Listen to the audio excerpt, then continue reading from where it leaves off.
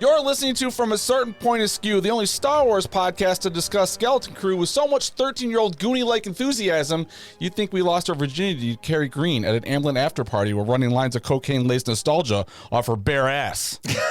Whoa. Yeah, that's enthusiasm right there. If you don't know what I'm talking about, you're not old enough. This show kicks ass. That's what we're starting off with, okay? Okay. Who am I? Who are you? I'm Jason the Angry Jedi Guy, broadcasting live from inside Wookiee Poo Studios, the satellite location currently on Port Borgo. I'm where all the mess is right now. I'm waiting for my food to come. There's a fight that just broke out. It might be late. Whatever that goop was that fell into my noodles, I didn't like. Oh yeah, that didn't look good. Yeah, I was like half there, and then when they poured that steaming pile of whatever it was, no. Yeah, I like how Neil's like, no, you're good. Yeah, never mind. I can eat around it. And you are Darth Matthews. Thank you. Mm-hmm. Yeah, I excited about this new show. We have new Star Wars. It's always exciting, especially this Star Wars, which is not touching on a lot of things we know right now, even if it isn't an era that's maybe familiar. But yeah, and when you mentioned the Goonies stuff, which of course is the obvious tie here, I just saw a thing the other day, and it was, I don't know if I got like some email alert or something. And it was like, hey, coming in June is Goonies weekend, the 40th anniversary celebration. Holy shit. So I looked at it. I was like, let's just see how bad, because it's an hour from me. Okay. It's in Astoria, Oregon. So I'm looking it up, and it was like, there's a VIP cocktail time that you can try to get into where it's you and some of the cast and crew at the Goonie house hanging out and having drinks. I'm like, ooh, if I get in on that, I might have to do that. I'll hang out with Feldman. Oh, God. Hey, okay, real quick. This is a tangent, but I read a thing a while back, and it made me think that maybe it is. Like, do you think Feldman is in on the joke? Like his of himself? Song, like the whole song and dance thing where he thinks he's a fucking awesome rock star. Like, is it like a lifetime fucking joke? I don't think so. No? I think he believes it. I think he read really that and I thought, it. you know what? That gives like, I don't want my frog brother to be the way he is, but that would be an amazing commitment if he did that for 50 years or whatever. But it can't be.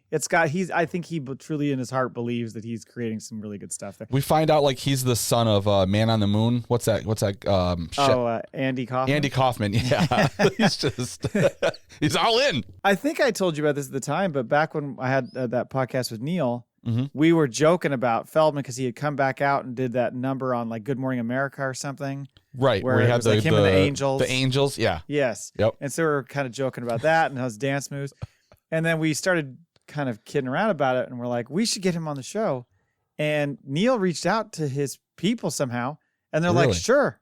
They were going to do it. And then Neil goes, I can't in good conscience do this. We just made fun of him for 3 episodes in a row. Yeah. I can't bring the guy on now. It's like he'll never listen to those episodes. Yeah, that's probably true. I would have like fucking nerded out about all the shit he's been in, Lost Boys, Goonies, all this shit. I'd have been like, sure, let's talk about all that stuff. Mm-hmm. But yeah, it would have been kind of funny. I think he takes himself very seriously. Yes. Yeah. I don't think it's a joke. So anyway, we're a podcast about Star Wars. Maybe Feldman needs to show up sometime in Star Wars. Now, wouldn't that be a cameo? I mean, they got Urkel. They should put Feldman right next to him. It would make sense. It would be like when Johnny Depp and what's his face showed up at toward the end of 21 Jump Street remake. That was like, whoa. Yes, right. Yep. Sorry if I ruined that for anybody. Our show is from a certain point of skew.com is our website. You can find us on Twitter and Threads at FactPapod. We're also at FactPapod. I don't even think you need to say the whole thing, but at FactPapod on Blue Sky. You can email us, factpapod@gmail.com, and you can leave us a voicemail. Haven't had one in a while. Would love to get one because we really like breaking those down. 678-322-7277. Well, to be fair, the listeners haven't had an episode in a while, so we've been a little light. We give you show, you give us voicemail. Yeah, it's a mutual benefit there. I think it's fair. Okay, on the show today, we've got a couple of things. Question of the week: tragedy at Takodana. In the news, Vision season 3 and Filoni is busy. Skeleton Crew episodes 1 and 2. Episode 1: this could be a real adventure, and 2: way out past the barrier is what we're going to be discussing. And 1 damn email on the Maul Bag. We've been gone for a week. You can't even write a word. Well, I mean, I will give credit to Max Rebo because not only does he end up being the one who sends in the email, he is also the person who supplied us with our question of the week. He threw it out there last week, and I'm like, you know what? I saw you say, I'm going to take this. Yeah. So his question was, what happened to all of Maz's patrons? You know, he knows how to get to me. I start talking about Maz. He does. Yeah. What happened to all her patrons as the First Order destroyed her castle? Did they escape into the catacombs, or were they crushed by falling rocks? We got a lot of nice answers. What's that say about us when I am in love with one of the greatest government officials of all time in Star Wars, and you're in love with a little yellow, orange, like alien creature that runs a castle mafia? Well, yeah, that's a good point. I didn't think about it being the castle mafia, but it just means I take on all comers. I do not discriminate with my... Yeah, you do. Brown Leader, Hyperspace Heroes, he said, it was funny because he answered the question when Max posted originally, and then he answered it again when I posted it. A portion of the patrons, including a retired Carson Teva, who was there on an undercover mission for the Resistance, made it to the catacombs. Carson helped lead the survivors through the catacombs into a safe spot where, well, he says where Layla's transferred. I think he means Layla. Is there a new character we don't know about named Layla? Where Layla's transport was able to pick them up afterward. Max Rebo himself answers, they all died like Tech. I mean, he's committed to the bit. He's really committed. You know, the number of times I see his tweets pop up and he's not, what do they call that? Subtweeting, when you don't actually mention the person. Yes. I don't feel like he's always doing it against me, but it feels a little personal. Did you see the one I think he got you the other day was, it said Tech cameo, and it was a skeleton from Skeleton Crew? I refused to answer. I saw that. Dick. They all died like Tech, except Constable Zuvio, who misheard his orders and went to Takodana's. This is his taco shop. Yep. Food speeder instead. I had to look up Constable Zuvio. Constable Zuvio was a character on in the Force Awakens at the Nema Outpost. It was like in the background, but apparently they made like comic about Zuvio. So it's one of those deeper pulls. Is Zuvio one of the characters that didn't show up originally? Who's that character that was one of the first characters they showed in the previews, and then he was never in? You're saying this character was in? He was in like the background when the TIE fighters started attacking Nema Outpost. Okay.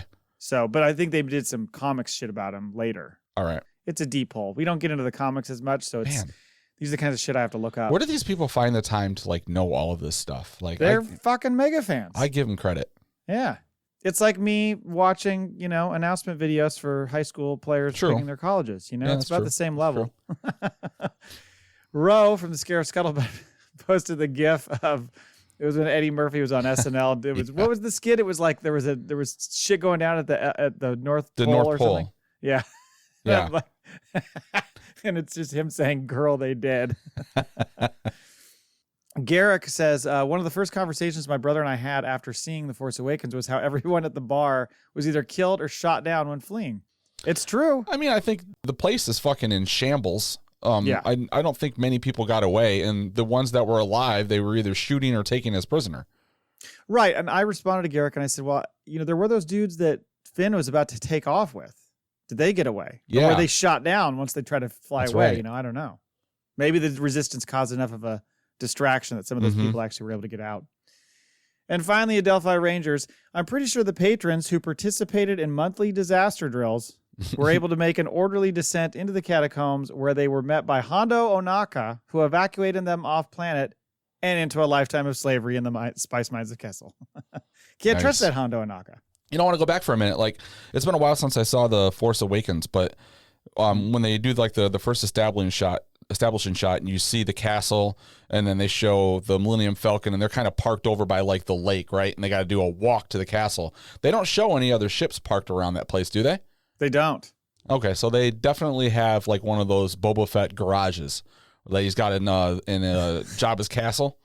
They either have that or they park well into the woods and you just don't see. They're all concealed. I don't know, because you're right. You only really see the Falcon. The only other ship you see is that one that Finn's going to get on, and it's kind of off to the side, but you don't see that in the landing shot. Yeah. I don't know. So you would think she would have like a parking garage or something. Right. Or she's got some, shuttle bus taking them back and forth to way out parking. That could be. Yeah. It's like, Disney World or something. You got to park way out there and then take the shuttle bus. Makes sense. We're going to have to dive real deep into that sometime. I think, yeah, we're going to have to get one of those Star Wars books where they break down the blueprints of places. Parking at Takodana. That'll be a full episode. You guys want more episodes? This is the kind of shit we would do. Oh, man. You're a real niche there.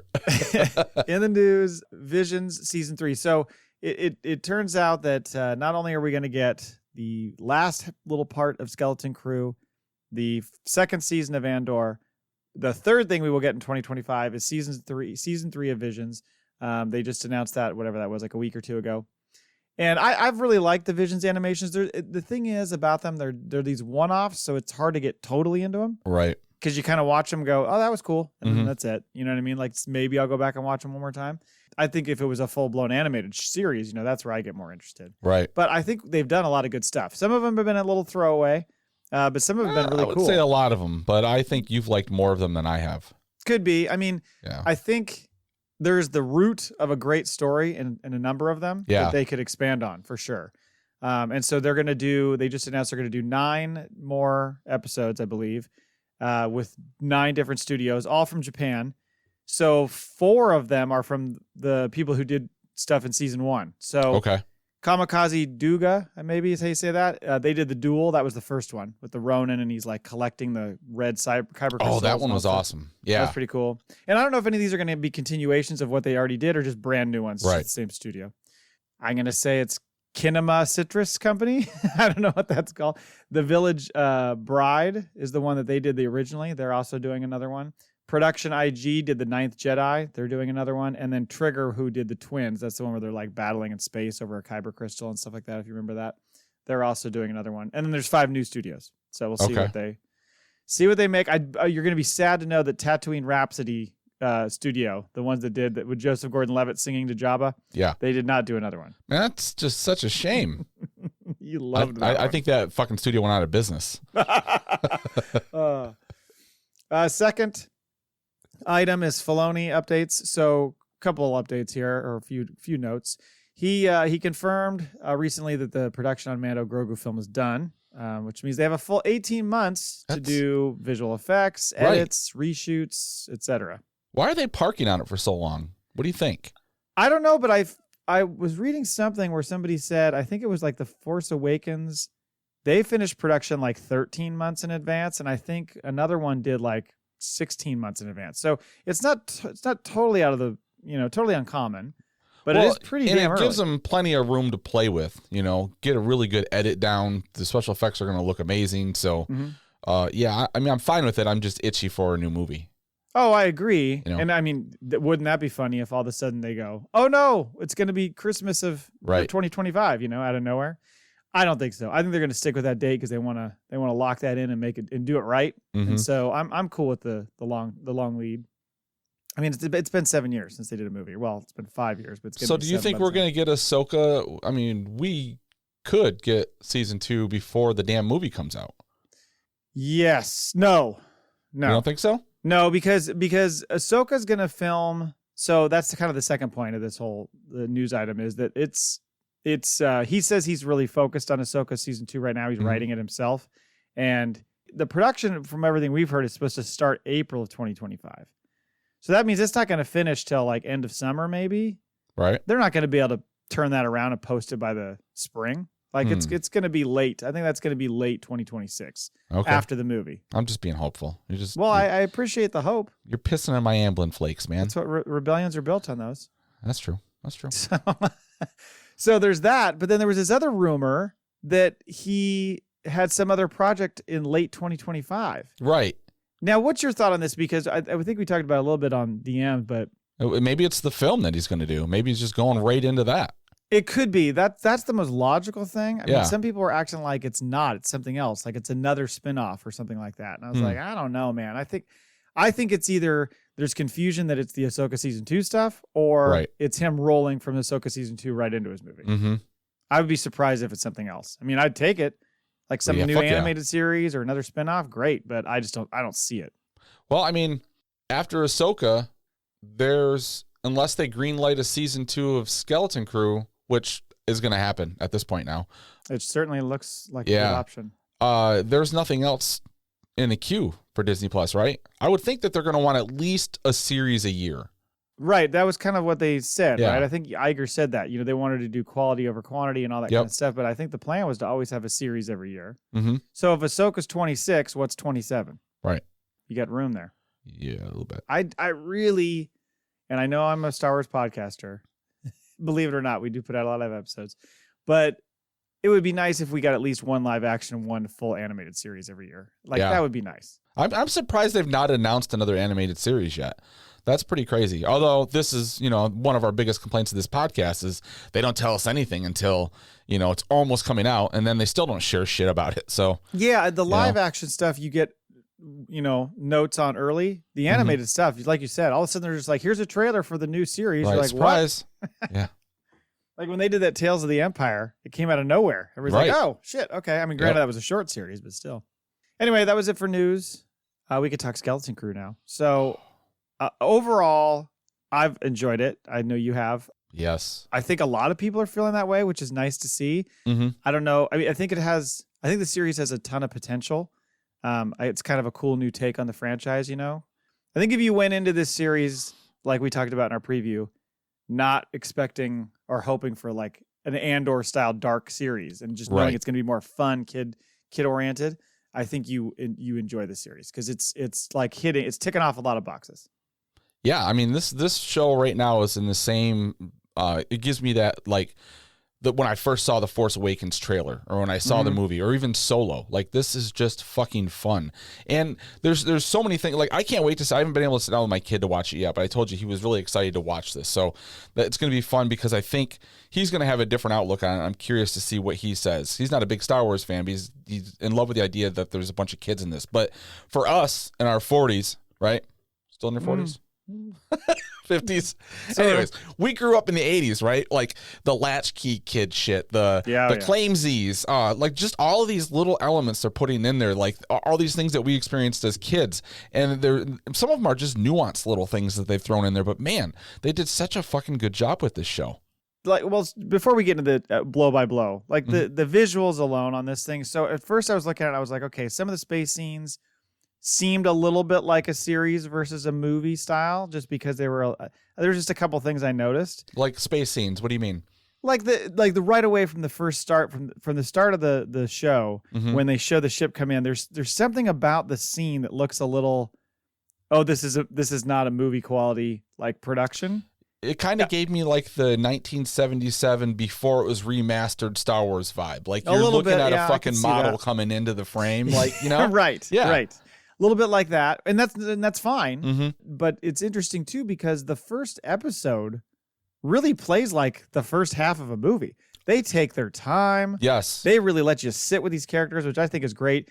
Even though so many of these characters, there's a lot of familiar tropes in them. They're really letting you get to know these people, which is good, because that pays off later, because then we actually give a fuck about it. You know what I mean? They don't just throw you in there and go, no, you have to care about this kid. So I was surprised at the pacing of the first episode about how much time they took to really not only set up the characters, but the world. Like the world building they're doing. I mean, like you said, for us latchkey kids, you kind of, that resonates. Wim's situation. He's got the overworked parent and single parent, and he's an only child, but he's like got a lot of time to kind of get up to his own devices. The housing looks like American, like 1970s built subdivisions. Yes. Like even like the stairway coming down from upstairs in his house, I was like waiting for Cindy Brady to come down the stairs and scream, I got a secret or something. It just, I really enjoyed the way they set this whole thing up, and for, like you said, for people of a certain age, a lot of familiarity right away to what we've seen before. It's not just, hey, these are kids and this kind of looks like Stranger Things or E.T. or whatever. It was like all the surrounding stuff. Everything. Yeah. Did you get like the vibe that it's all pre-manufactured though? Like, remember when we talked and I had thought like there's something going on with the planet? And I think, we can get into it because there definitely is a little mystery going on. It is like, all the houses are pristine. They don't look to be that old, but even like Wim's house compared to, what's the girl's name with her mom's Fern? Fern. Like that house has like the art on the wall, which is like the same fucking artist that did the Ahsoka wall, right? It's the same fucking painting. That almost would be Sabine. Yeah. So she's been around. She's famous artist. You heard it here first. But there seems to be like, did you notice like when one of the establishing shots of the city, there's a statue and it looks like it's like one of the Neil's people, like Elephant. Oh, I don't know if I saw the statue. Yeah, and there's one of those characters in the painting. So I wonder if like they're all like some type of royalty, not royalty, but you know what I mean? Like there's a hierarchy.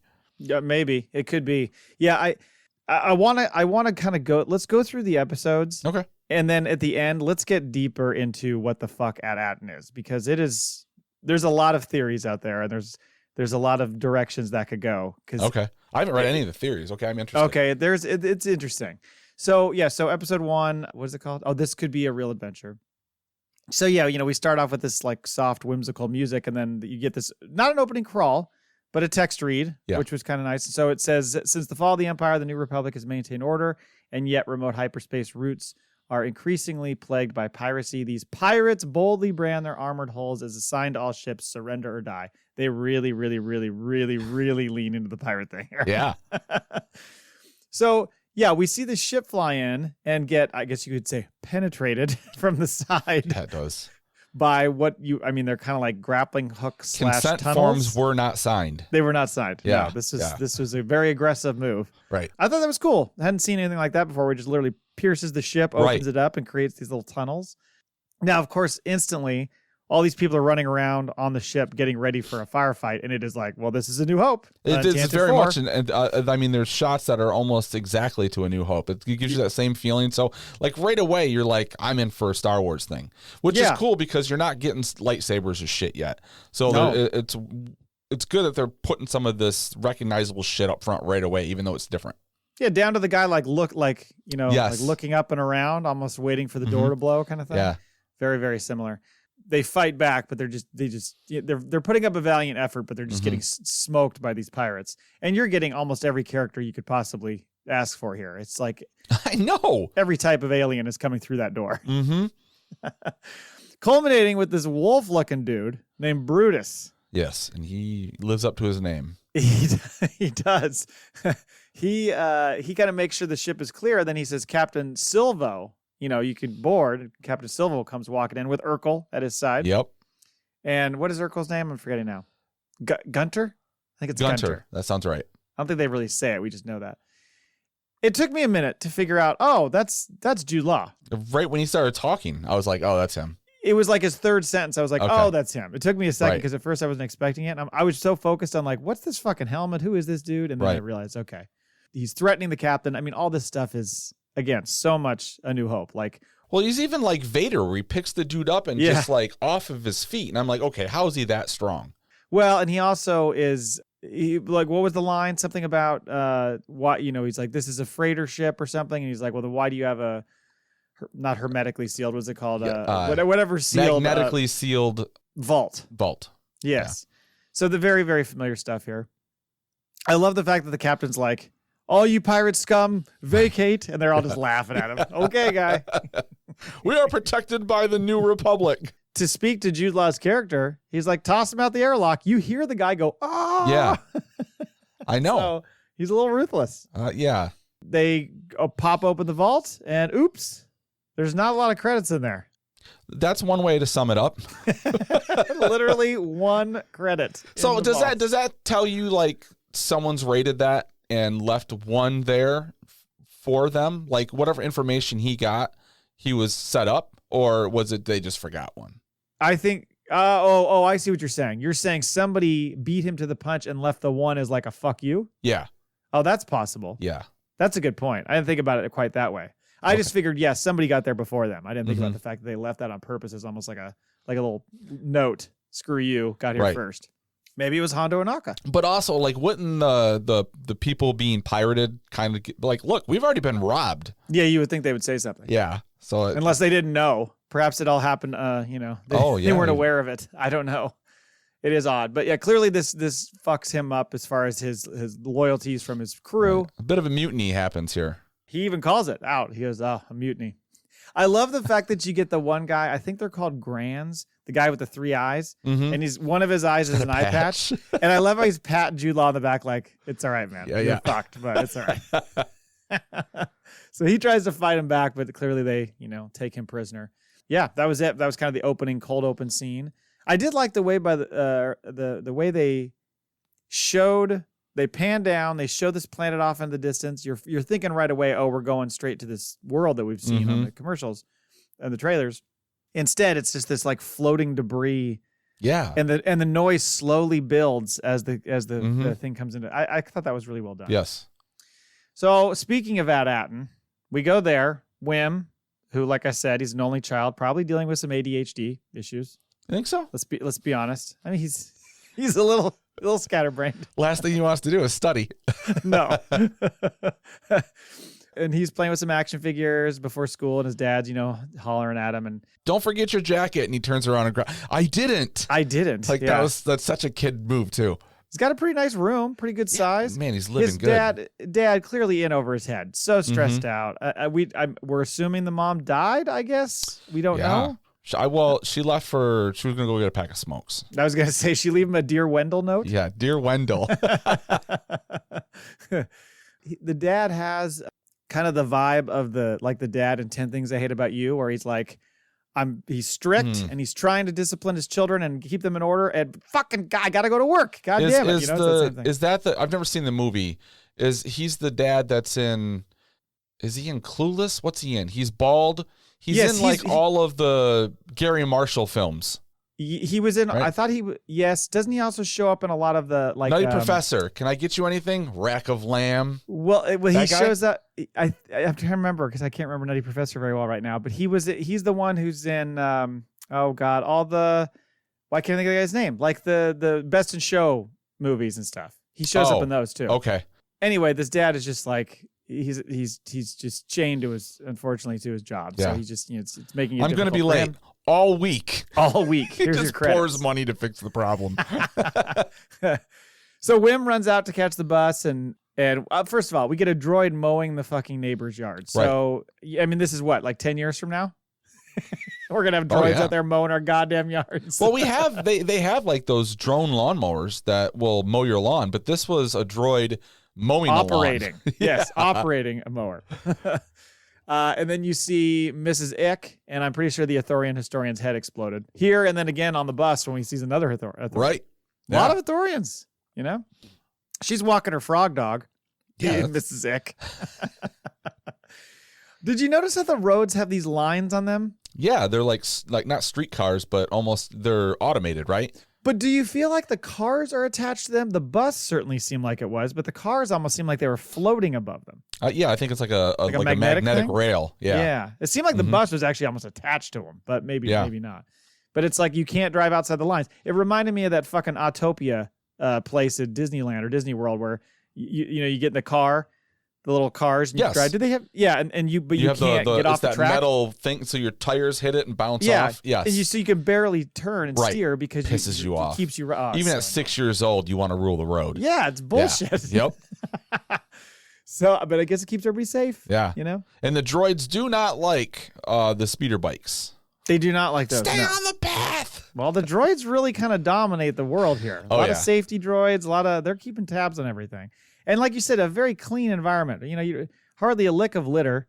And I mean, everything seems to be really well maintained. Well, they're masking the fact like they're living in a utopia, but no, they're not. There's something going on. There's something going on for sure. So Wim meets Neil, and they have a lightsaber battle, which is fun. Yeah. It's very relatable for all of us. The fucking special effects, they can't all be practical on Neil, right? Did this kid, I haven't seen a behind the scenes thing yet. I'm wondering, did he wear a mask and then they animated it? Or did he just like act out the whole thing and then they CGI'd his head on afterwards?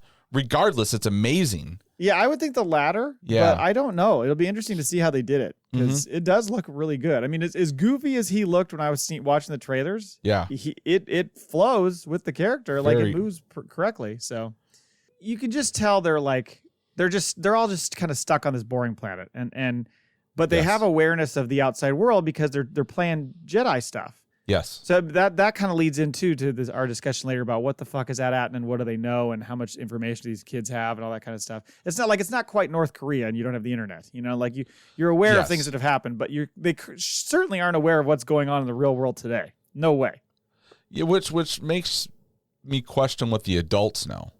Yes, because we're seeing this from a kid's point of view, and these kids just, they want to play, they want to have fun, and it seems to be more academic based than anything. Like, you got to do good in school. So that like, even when they get to school and they learn that the what's that test called they got to take the next day? Assessment? Yeah, and Wim's like, oh shit, that's tomorrow? Like, it seems like all of these, they live for this shit. Like, it reminds me, like, you would function really well in this place. Numbers guy. Yeah. Yeah, a lot of spreadsheets in this place. Oh my God. Yeah, there's something really fucking fishy going on here. I can't wait to get a peek behind the curtain and see what the fuck's going on. So while they're riding on the bus, Wim and Neil, he's just, again, consumed with these Jedi adventures he's looking at on his little iPad. And then he sees Fern and KB go flying by, and she goes busting over the railing. Yeah, did you just see that? Yeah, I love that. He's like, what? I do. And that's, of course, where he's going to get the idea later for his shortcut the next day. So we get to school, like you said. So there's a droid teaching them. These kids are all geeked up on nerd. It's like, are they teaching them economics? Like, what is she teaching them? I don't know. It's like banking stockbroker shit. Like, she's talking about like fungible money and exchanges. And liquidity and stuff. Yeah. Like, it's almost like my theory is this planet's hidden because it's kind of like whether it's the Republic or the Empire, they're Fort Knox. Like, and they run all the money. Like, it's just nobody knows what they're actually doing. This is like Gringotts in Lord of the Rings, or not Lord of the Rings, but Harry Potter. It's like yeah, it's like that. I don't know, something's crazy with this place. So of course, Wim bored as shit because he doesn't care about any of this stuff, and frankly, I don't blame him because the stuff she's speaking about is just like, especially at that age. Yes. Which, by the way, are we assuming they're like 12? Yeah, I would say something like that. Something like that. Okay. Yeah. He's sitting there using his desk as an Etch-a-Sketch to draw a Jedi Knight, which that was nice. And he gets busted a little bit by Farah. I think she calls herself Farah. And she's there to address the class. She's from the office of the Supervisor, who I believe that Supervisor gets mentioned several times later in the show, and I'm really wondering who the fuck the Supervisor is. Can't wait for that reveal. Because clearly the Supervisor's like in control of this whole place and maybe not letting people have free will. He's like he or she is trying to direct them in a certain manner. Although it made me think at the time, I thought, is the Supervisor Mon Mothma? No. How dare you? She would never. She would never do that. No. But she says what did she say? She's there because the career assessment test they're going to get. She's reminding him of that. Basically, it's setting your career path at the age of 12. Right. Yeah. So it's almost like a trade school. Like, hey, you're going to figure out which trade you're most qualified for, and then you're going to learn that trade. We're not going to go through all this bullshit liberal arts stuff. But it's all boring numbers shit. Yeah, it seems all geared toward economics. Now, the patches on the coat. So are there different schools for different things, do you think? Ooh, that's a good question. I think you might be onto something there. Okay. Well, because once again, this is a planet. We always see the one little area of the planet. So it could be massive with all sorts of different schools, She also says they will become part of our planet at Attin's contribution to the great work. Mm-hmm.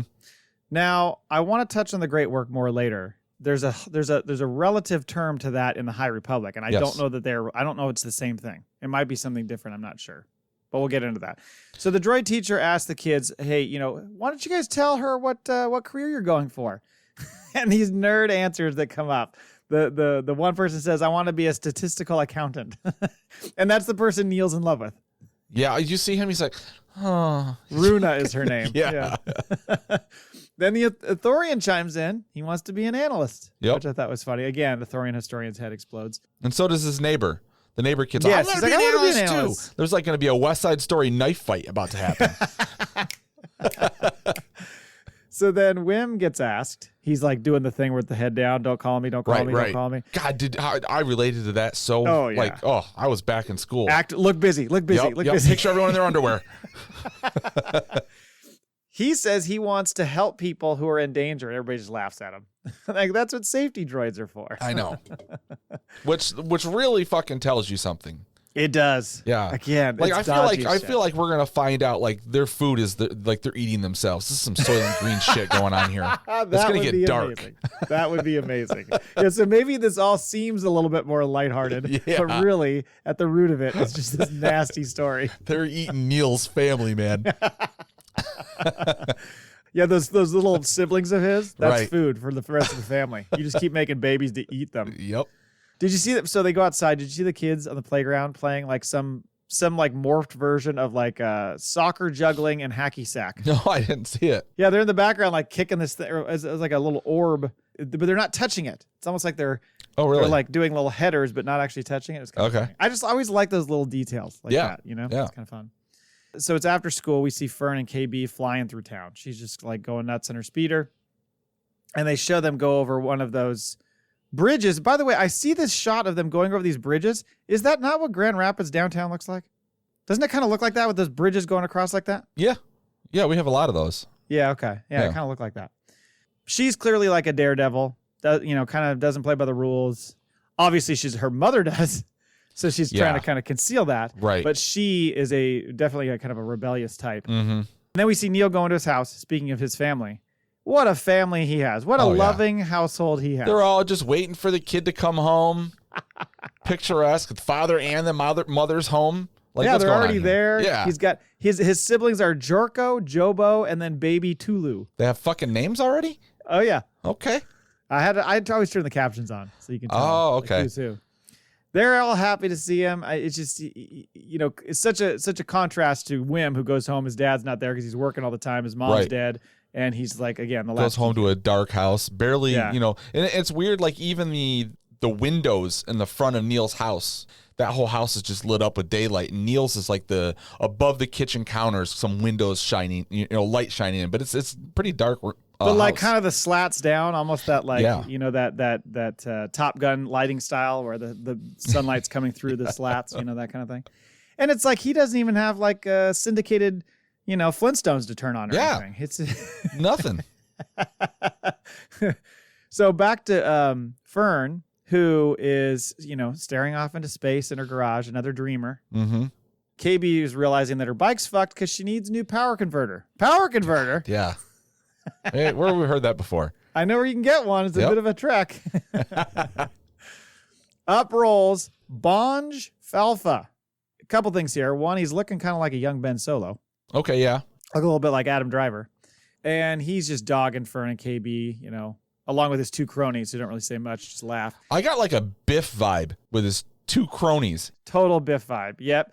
I didn't realize this until I read something after, but this is a nod to Harrison Ford's character in American Graffiti. Oh, really? Whose name was Bob Falfa. This character's name is Bonj Falfa, spelled differently on the Falfa. So apparently this is a little throwback to there, a little honor to that. It looks like they have some upcoming race between the two of them that we're going to get, I guess. And he calls them losers and speeds up. Losers? I don't know if I've heard that in Star Wars before. So she races home, Fern. I didn't realize also that she just flips her jacket inside out. I thought she had like another jacket. Yeah. She just flips that shit inside out. That's kind of cool. So she gets inside her house. Like you said, you see this mural on the wall. It looks very Sabine Rebels-esque. Yeah. Almost looks religious. Like there's like a thing in the sky and this woman has got her arms outstretched. If you look really closely on the right, it almost looks like the back of a younger Anakin Skywalker sitting there, but I'm not going to get into that. That's just I don't think that's true. I looked at it as Luke Skywalker, but it could be Luke, yeah. Yeah, but they're related. Well, I think the Skywalkers they're not even aware of if when we start talking about how far back this goes.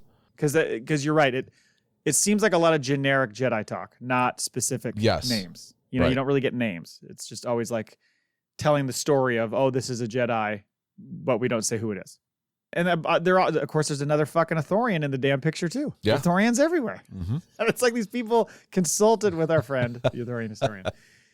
So we learn that her mom is the undersecretary, Farah, and she's like, good job, you're back, you're head of the class. Clearly, her mom is putting a lot of pressure on her to conform and go with the rules of the society and be the best. And she's like, okay, mom. And I guess she's smart as shit and knows what she's doing, but she kind of reluctantly does it. Yeah, she's like that kid that doesn't do her homework but still passes all of her classes. Right. She's too smart. Yeah, I hate her. Oh, and one last thing before they show, or after, they show Wim go to bed. They pan out from his bedroom, and you see the bluish greenish sky with these red lights. Yeah.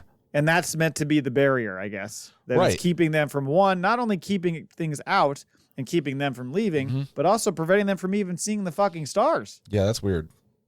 I'm telling you, man. And then like later when they're like, oh my God, we're going to go through the barrier. It reminded me of like the fear of when they were doing the Apollo missions and you're going to go through the Van Allen belt, what is it called?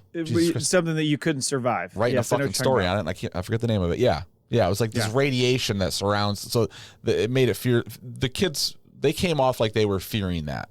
Oh, of course, because this is one, I think other people have brought this up too. Is this M. Night Shyamalan's The Village? There's that whole thing. Yes. And I was trying to put a pop culture thing on it, and that's perfect. That and also like Truman Show-esque. Yes, the Truman Show as well, for sure. But the Village one cracked me up too because I thought, well, Bryce Dallas Howard, so it all works. She's directing an episode, so maybe episode 6 we're going to find something crazy out. Yeah. I'm not going to ruin The Village for anybody who hasn't seen it. It surprised me when I saw it. Mm-hmm. Next morning, Wim oversleeps, misses the bus. I'm going to take a shortcut, going to go through the woods, the same way he saw Fern go.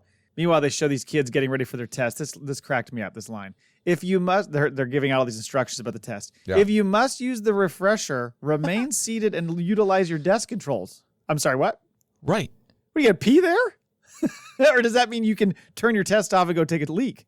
It confused me. Or does your whole desk turns into like a hover car and it takes you to the bathroom? There you go. That would be better. Yeah. You can kind of cheat though that way. Right. Can you work on your test while you're shitting? Or like you hit a button and does something come out of the floor like walls and surround you? Oh, like there you go. Like those is it like in Japan where they're like those one-sided where the glass, like you're inside and you can see outside. You can see people walking past you and shit. And that's the weirdest thing. Not comfortable. So you're just sitting there dropping a deuce while you're taking your test in the class and you can see all of them, but they can't see you. Oh my God. Yeah. So Wim is flying through that forest. This is like Speeders on Endor vibes all the way. He loses his helmet, crashes into this gully. While trying to climb out, he discovers this metallic door, what we saw in the trailers. Yeah. And then he gets caught by one of these droids. Like, you're truant.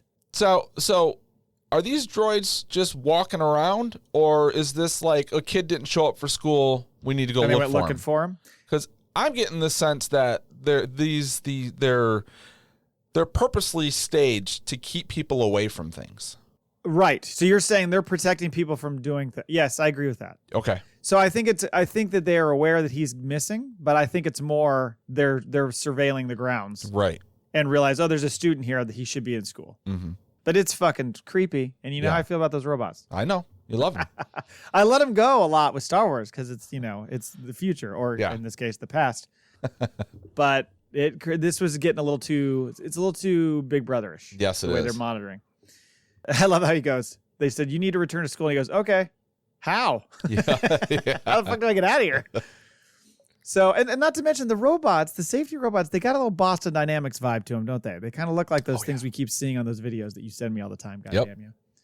So he's taken back to school. We get the whole Ferris Bueller scene we saw in the trailer. Him and Fern asking, what are you in for? And that's when his dad, Wendell, shows up and he tries to explain, I found a Jedi temple, Dad. He's really trying to convince his dad, like, I'm not crazy. Like, this is something that's true. And I found it. Even to the point at the end where he's like, this episode where he finds it, he really wants his dad to understand, like, I wasn't bullshitting you, man. Yep. Yeah. Because there's obviously they're not a totally connected father-son unit. Right. He's the daydreamer, misunderstood kid. Mm-hmm. Right. Yeah. And he wants his dad to take him a little more seriously, I think. Yeah. His dad is basically like, nah, not buying this shit. And he says, I've arranged for your assessment to be retaken tomorrow. You need to go home and study.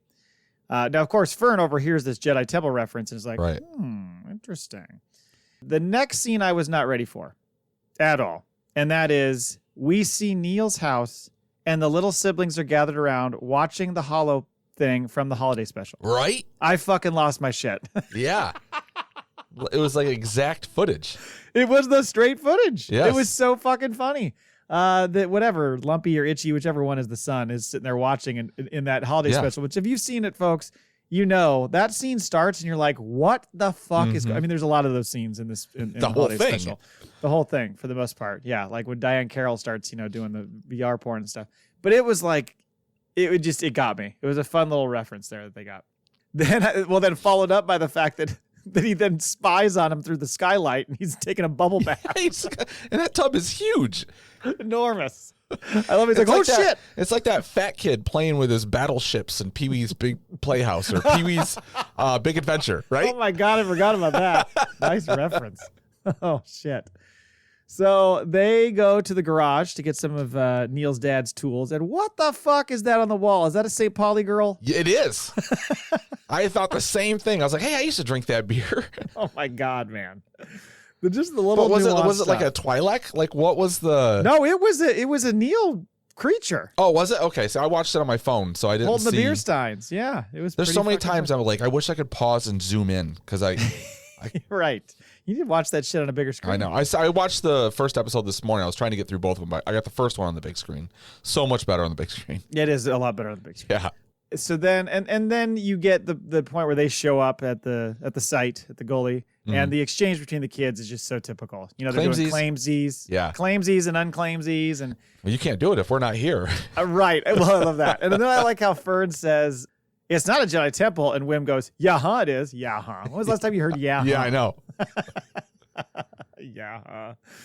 So then Fern tells this crazy story about how what the ship is, and like all these people all got poisoned and they left them here to die and all that stuff. Gas, right. The gas release. Yeah. So you can tell that she is going to be a master bullshitter throughout this entire series. Like that's going to pay dividends in the next episode. So okay, so then after they're digging, they stupidly convince the boys to dig. Like reverse psychology. Like how do you fall for this? This is like some Bugs Bunny shit. Too easy. Yeah. So this panel is revealed, and KB, who's basically tech, right? She goes over. I kind of like her character. She hot wires it, opens the door. They head inside, snoop around, and that's when Wim's dad starts coming for him. They're like, "Fuck, hide inside," which didn't turn out too great for him. They stumble onto SM-33. Can we just call him Smee? Yes. Just call him Smee from now. Yeah. Then they discover that apparently the character's called Snowball, the little thing that comes out of his eye, little fucking. Oh, it has a name. Okay. Rat or mouse or whatever you want to call that thing with 4 eyes. When the creature comes out, Neil freaks out. The lever goes down, and the door closes. Now they're trapped inside. Yeah. So KB gets the power restored, and we see that Wim's in the cockpit of the ship, and they're upside down. Right. But then he just can't fucking help himself. He sees that blinking green light. I love the fact that he stops himself, like, don't do it. Yeah. Fucking, I'll do it. So this launches them into outer space, not before they try to get out of the hatch and almost fall off. And, Wim's dad's yelling at him. But then they blast off into outer space, and the next thing you know, they go boom, straight into hyperspace. Yep. Good thing they gave us 2 episodes. Yes. Because that would have been tough to just watch that and be like, that's if they all like connect so tightly, like it'd be great if they release like a cut where it was just watch the whole thing through. Because this thing goes into hyperspace. Second episode picks up like with them immediately. Yeah. So it's like they just cut this. It was a great spot to cut for a series, but almost like it was one long thing. It was, yeah. That's what it felt like. Yeah, so it picks up right where we left off. They drop out of hyperspace. They're freaking out, and that's when Smee, comes lumbering down the corridor, voiced by Nick Frost. Love Nick Frost. God, he did such a good job. Yeah, he did a great job. And he's looking for his captain. I just love that. Captain? He's looking everywhere. He's kind of coming to realize the captain's dead. Fern says, I killed your captain. I'm the captain now. Yeah. So she convinces Smee to be the captain, that she's the captain. She goes, show me how to operate the ship. I love how he's like, do this, do this, do this, do this, do this. He goes through like 40 things. And then he turns to KB, and KB goes, that makes sense. Yeah, it makes sense. Yeah, she's got it all. Then, of course, there was at one point, too, where Wim goes to reach for something, and he almost hits the emergency hull demolition sequencer, which I think we need to keep that in your memory banks. That's probably going to come into play later. Yeah. So then Fern asks me to take them back to At Attin. He doesn't know what she's talking about. Never heard of it. Right. He throws out some similar names. Atolan, which was where the Bendu lived in Star Wars Rebels. He mentions Aldhani. Aldhani, yep. From Andor. But since they don't know where to go, she's like, okay, I guess take us to that starport and we'll fucking get directions from there. Quick shot back on At Attin. It's hard to say At Attin. It is. It's a weird name. So there's some safety droids out searching for abnormal activity in the forest. Again, this plays into what you're talking about before. What the fuck are they doing? Right. It seems real dodgy. And that's when they run into Wendell, who's looking for the kids, and he's like, they got taken out in a starship. And they're like, a starship? Hold the phone. That's not allowed. Right. Yeah. That's a violation, they said. It's a violation to go beyond the barrier, and the supervisor will, and he cuts them off. The supervisor will what? Right. If you go beyond the barrier. Again, I'm just real curious how that's going to play out with that whole thing. So we go to Port Borgo, and this place looks fucking cool. Yeah, it does. I like how you have to basically anchor your ship out in the water, and they come get you at the dinghy. Right. That little creature. What the fuck? Well, I guess that's from one of the Ewok movies. Yeah. I saw someone post that, and I was like, I knew there was enough familiarity where I was like, what is that little fucker from? Yeah, I think we've talked about it before, and I think it's on our list. In as the year goes on and we have a gap.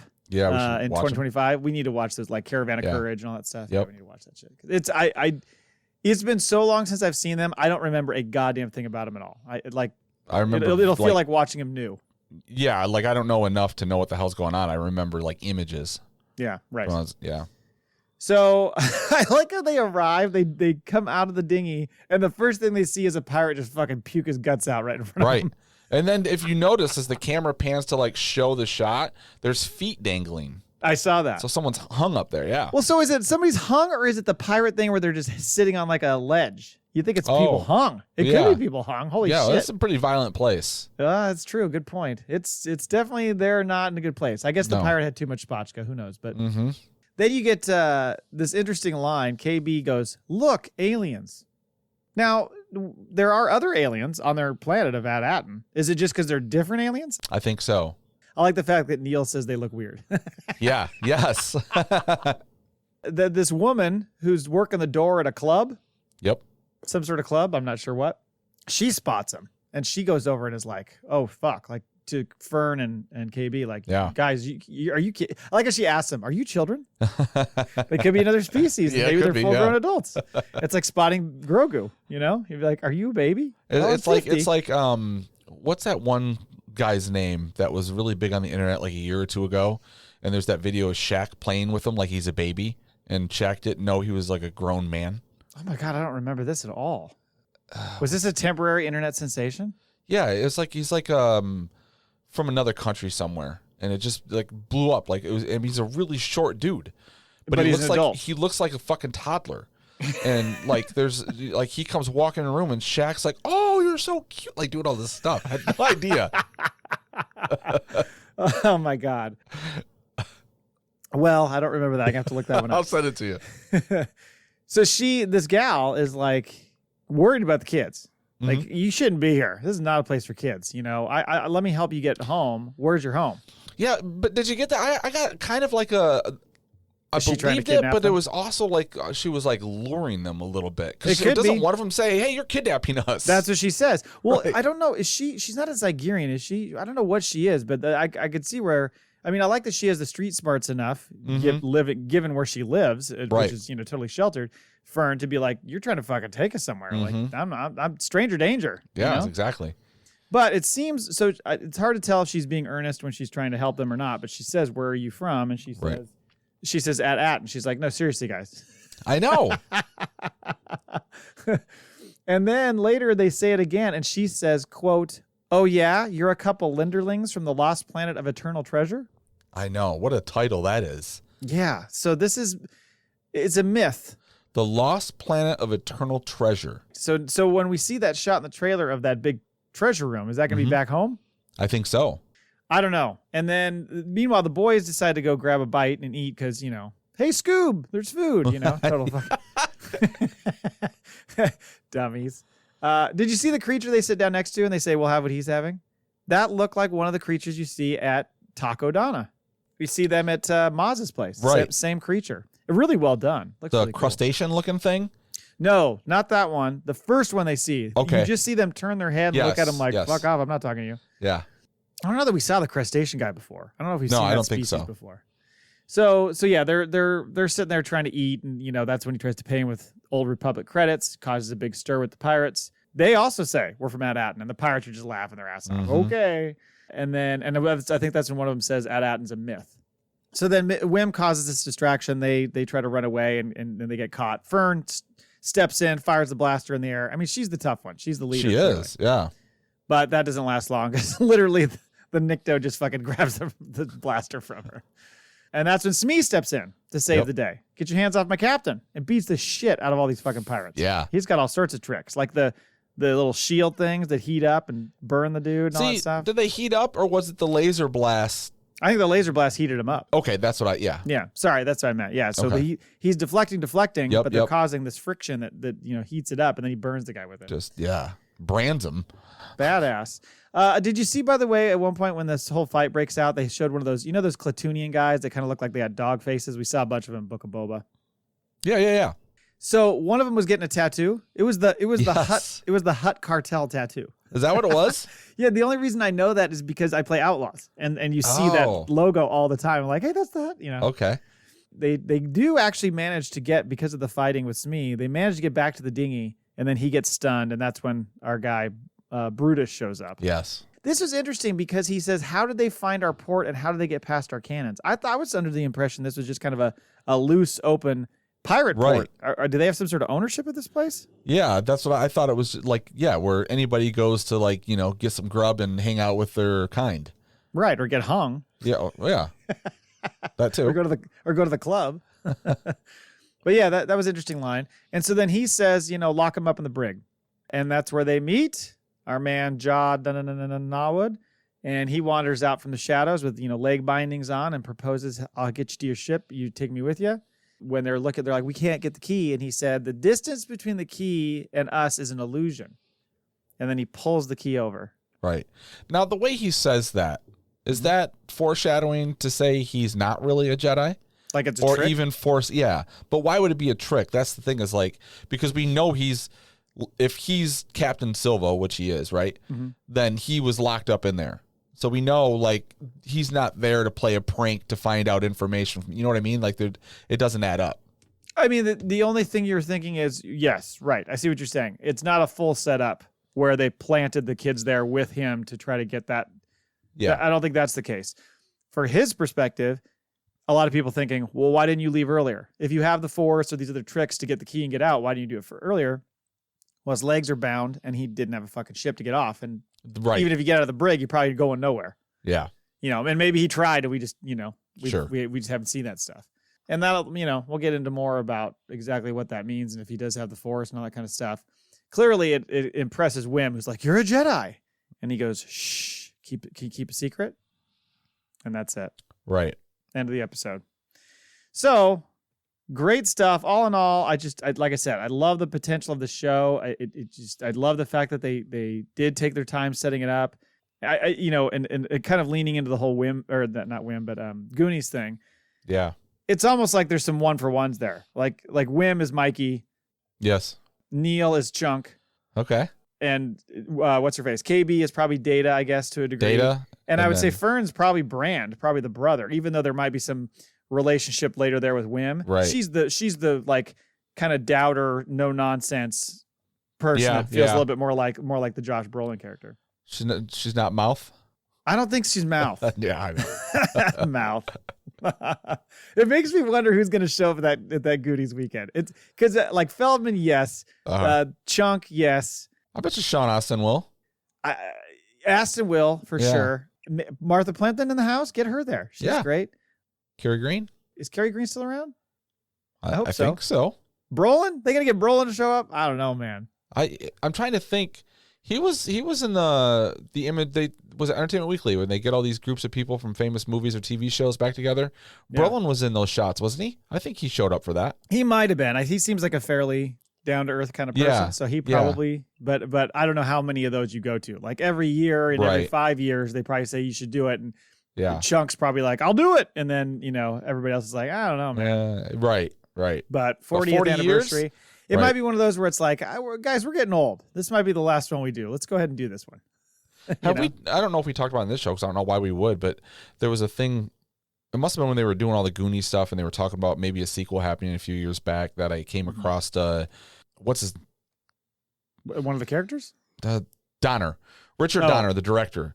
He was so done with making a movie with kids. No, we talked about this. Did we? Okay, when he goes to Hawaii, and then Spielberg fucking flies them all out there. Yes, the video is fucking hilarious. If you haven't seen it, people, you gotta look it up. It's Donner gets surprised. He is so excited because the kids drove him fucking nuts. Yep. Because they were kids. And they sent Chunk out first. Yes. And the funny thing is, because he talks about it, how he was he's like, the way those kids acted on the set and all that stuff, he goes, it's something you don't see anymore. Like, it's legit. Kids talking over each other constantly and just like, blah, blah, blah, blah, blah, and just noise. He's like, now you watch movies with kids and it's so scripted and the kids seem so like clever and smart about everything. And the dialogue, flows together really nicely. In Goonies, it was more legit because it was just them screaming over each other all the time. Yes. And he's like, and that's what they were like. Yes. That's what they were like. Oh, man. I've thought that forever. I couldn't believe they've never tried to do a remake or a sequel to Goonies. Well, this kind of feels like it is. Yes. Yeah. I mean, they really capture it. Like when we originally read that it was like a Stranger Things, when it was the Stranger Things in space, right? Is how they sold it. Or Goonies with the pirates. Boy, I didn't think it would be this good in the way that they captured that era. Right. And I think if you're in that space in your head to just sit back and enjoy it and just eat your popcorn and watch it, it's great. You know what I mean? Yeah. I think it's very entertaining. I think even though the first episode could have felt a little slow because of the build, I think it was important to do it. And now I just feel like it's going to be this fun adventure every week. Yeah. Because you would assume next they're going to get out of Port Borgo with Jude and make their way to some other location. We might even get that hilarious scene that we saw the ad for. I don't know if you saw that on Twitter, the one of him where they're jumping on the bed having a pillow fight and he's trying to tell them the pirates are coming. Oh, yes. Yeah. Oh my God, that fucking cracked me up. They find like the captain's quarters. He goes, "What'd I just say?" And they said you're not listening to us. Or you're not listening to me. They just said the last thing he said. It's so fucking relatable. Is Smee safe? Is he okay? Are they going to get him back? Like, where's his body? So. They're going to need him, right? Got to get him. Okay, a little bit more on this At Attin shit. All right. So I have a lot of questions here. Like, these are some of the questions I wrote down. Is this some new Republic utopia they're building with proper citizens? And if so, when did they start? Because this is about 9 ABY. These kids are 12. They were born before the Galactic Civil War, or like at least during it.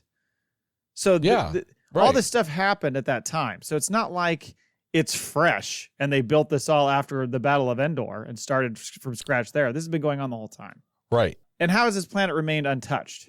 I don't understand how it stays that way. Like you brought up earlier, you said, what do the parents know? What do the adults know? Yeah. And what do they know? But what does everybody outside the world know? Who knows of this world? How did Palpatine not know of this world? That's why I think it goes back before him. Yeah. Yeah. So it's been hidden all this while and he never knew about it? It's like the prequels, where they go in there and they fucking pull out the planet, they hide it. The clones, Yes. It reminds me of something like that. It's off the star map. But it's no longer on star maps. Yeah, they're producing something or doing something that is still, I think, going out into the galaxy, right? But I think there's only a limited few people that are aware of like that transfer. Yeah. Mm-hmm. But that's all I can think of. I don't know, because I mean, they can survive on their own. They don't need. And maybe that's what it was. Planet, maybe, right. So maybe at one point something happened, but like none of these people want to leave. Like, what were the rules that set up for hundreds of years or whatever it is that they don't leave? Like, it's a strange thing, and everyone's okay with this barrier thing. Yeah, that's the weird thing, and it's not so much it's not like the Village in the sense that you're going to go into the woods and get killed by these creatures. You're just not allowed. You are not allowed to go past the barrier. People are going to want to break the rules, So how has that not happened? Or maybe it has happened.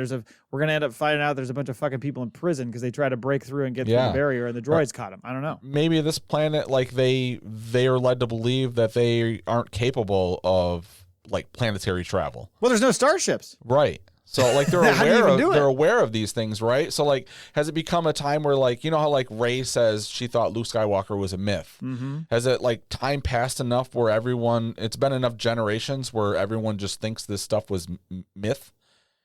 Do you think they think this was myth, or do you think they just have a working knowledge of this Jedi lore? They know it's out there, but it's never... It seems really realistic. I guess it's from the kids' perspective, though. I guess you have to think of it that way. Right. Is the kids are the ones all talking about the Jedi, not the adults. Mm-hmm. And the adults are like guffawing. They're just like fairy tale stories. Yeah, that's true. That's a good point. Huh. I don't know, because they certainly seem to know a lot about the Jedi lore. Somehow they have that information. It makes me think, how far back did this planet start to be formed and this society be formed? Because I mean, was it 50 years ago? Was it 100 years ago? They talk about the Old Republic credits. I don't know that means old Republic, or it just means the Republic before all the shit happened with the Clone Wars and everything else after that. You know what I mean? Right. I don't know which time frame we're talking about. Yeah, who knows how far it goes back? But if you talk about the Great Work thing, then that's going back a few hundred years. Yeah, so the Great Work is something that came up, I guess, during the High Republic, and it was like a series of projects or initiatives, I guess you could say, by the Supreme Chancellor Lena So. And this included things like that Starlight Beacon space station. Again, we haven't read a lot of the stuff, so I've just heard it. This is almost like a planetary version of Andor, where all the prisoners are making parts for the Death Star and they don't know it.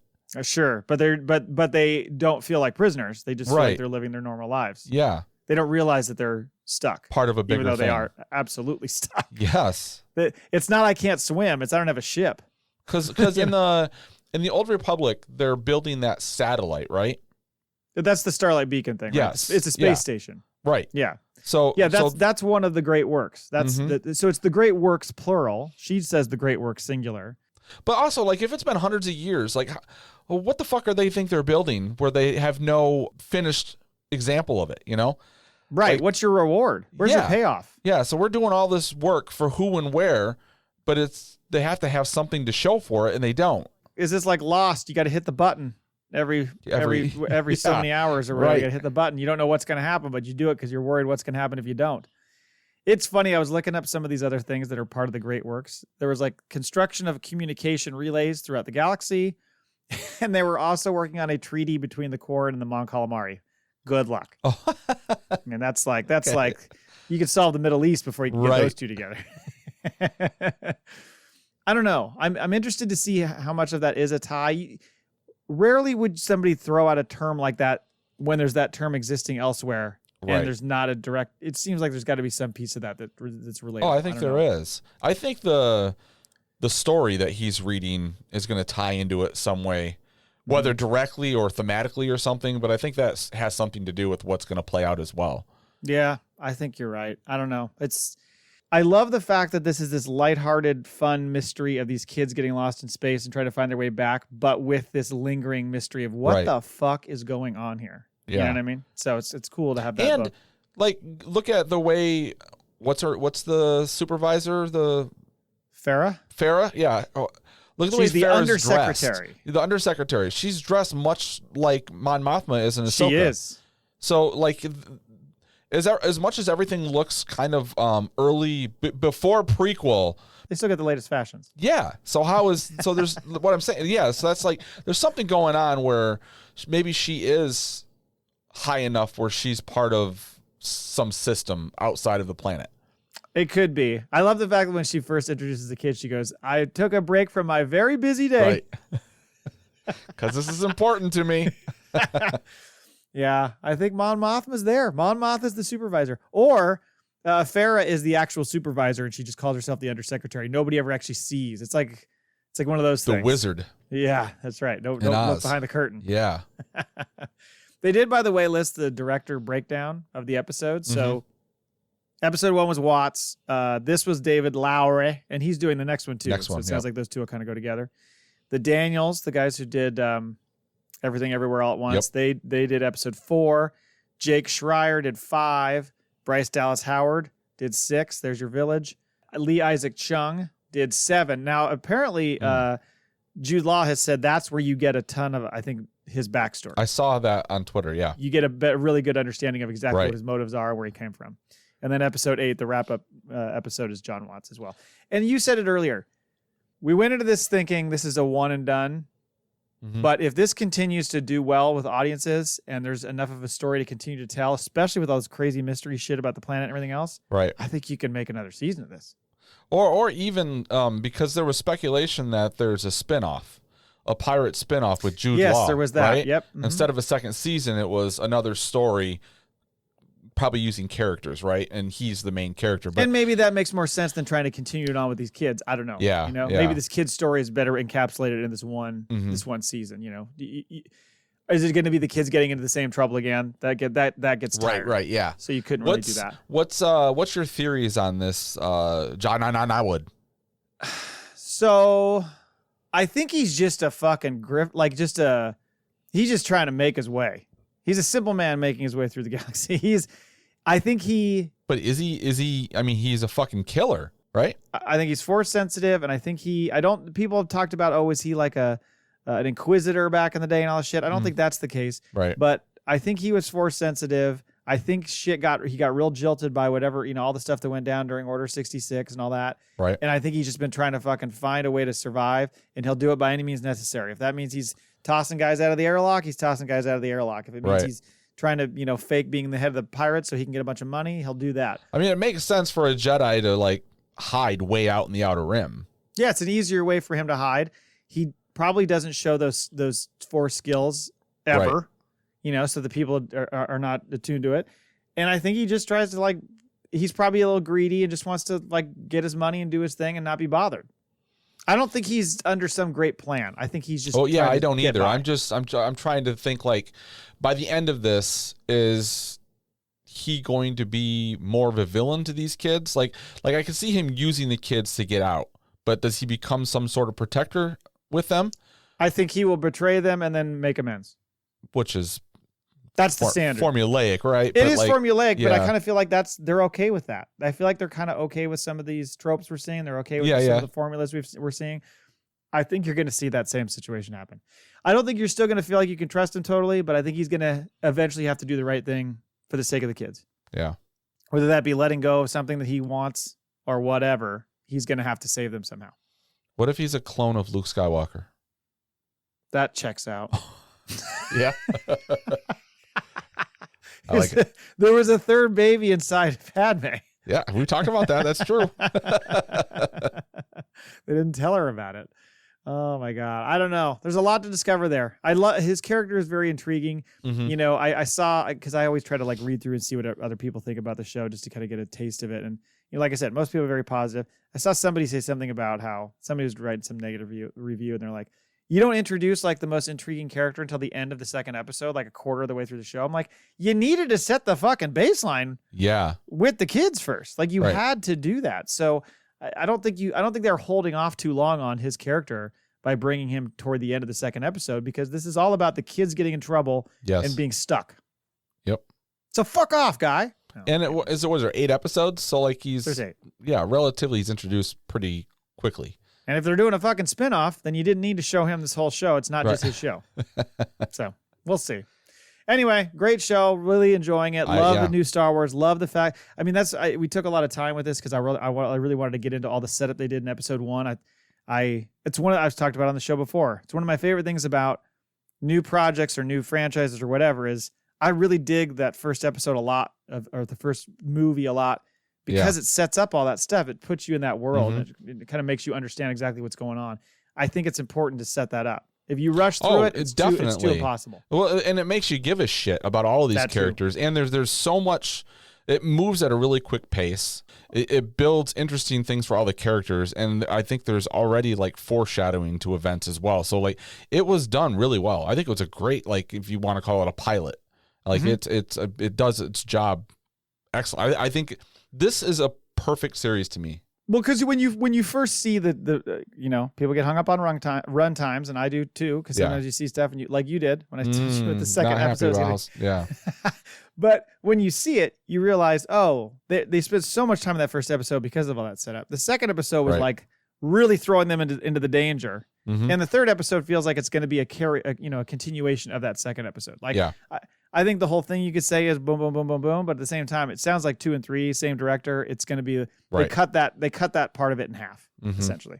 So that's why you get the shorter episode. Yeah. Looking forward to the next one, episode 3 next week. One Maul Bag. And that is from Max Rebo. He says, I hope you had a satisfactory screening of Skeleton Crew at the Hollywood premiere. You were invited, right? We were not. We were not invited. We didn't get the swag bag that they sent out to some people. No. We're not on the list. That's right. Anyway, I liked the first 2 episodes of Skeleton Crew. It was very fun and entertaining with no surface level preaching at the audience. Below the surface, there might be an allegory to the nightmare of modern suburbia, but I refuse to look that deep into it. I think there is. Now that I think about it, I wonder if the lack of humans in Port Borgo is a commentary on the Empire's speciest policies forcing non-humans to resort to a life of crime. And then he says illegal aliens. Wow. Okay. Either way, I look forward to the next 6 episodes and 7 FACPA podcasts. P.S. Have you considered using fiber to make your podcast more regular? Not until this minute, but I'm going to give it a deep thought.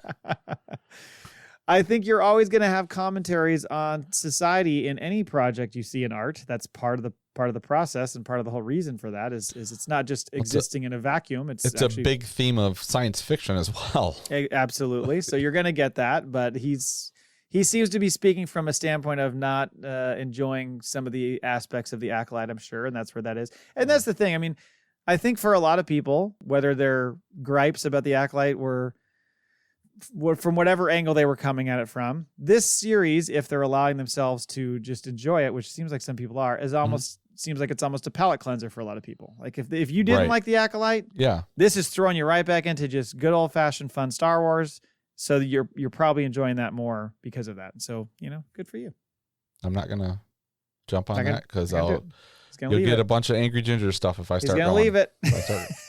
We'll do a whole episode on that. Yeah. Just your rants on Star Wars and the fans and the fandom. Well, that's what my rant would be. Everything has to fucking be my way. No, it doesn't. Yeah. You know what? In the future, it might be. You might be able to go, you know what? I want this character to do this. Click, and it'll change the whole story for you. Because that's what AI does. Yeah. So, don't expose me to new ideas. Thank you for listening. Till next time. Laugh it up, fuzzballs. We have spoken. See you next week, motherfuckers.